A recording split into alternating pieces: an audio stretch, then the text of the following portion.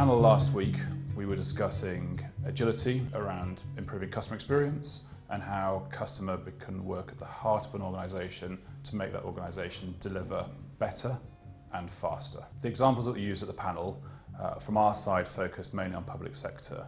It's an excellent way of showing how a traditionally difficult business has been able to move forwards and change their behaviour and how they deliver their services. The project that we ran for the Met Police last year, which is a trial of crime reporting on iPads that's being run in Hammersmith and Fulham, we've seen amazing results come out of that. Very quick uptake of the devices and that reporting process and moving from paper to digital, and the response time from those reports has increased greatly. So there's been a much better end-to-end experience for the officers, and ultimately the customer or the victim is seeing a better capture of information and response because information is taken once and put into the system. It's very important that the public sector take on new digital techniques focused around the customer, as it's the only way that they can effectively deliver future services. And these services are very digitally focused, as we know,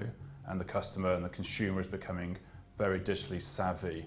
So for them to economise and to improve, they have to take that point of view. Agile as an approach is never a cheap option. So often, I think government departments find it difficult to really change who they are and how they work, removing lots of layers of decision making, simplifying that process to become agile, whilst saving money, whilst also seeing great returns from the investments they're making. There's a massive opportunity for the public sector to become more digital and more customer-centric, and it follows on the heels of where consumer businesses are going, some succeeding and some failing.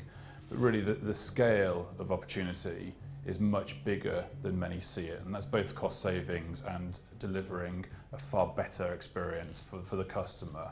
So ultimately, I think we'll see the government transitioning very quickly into being far more digitally focused, but it's going to be led through small pockets of test and learn, almost a startup approach within the public sector.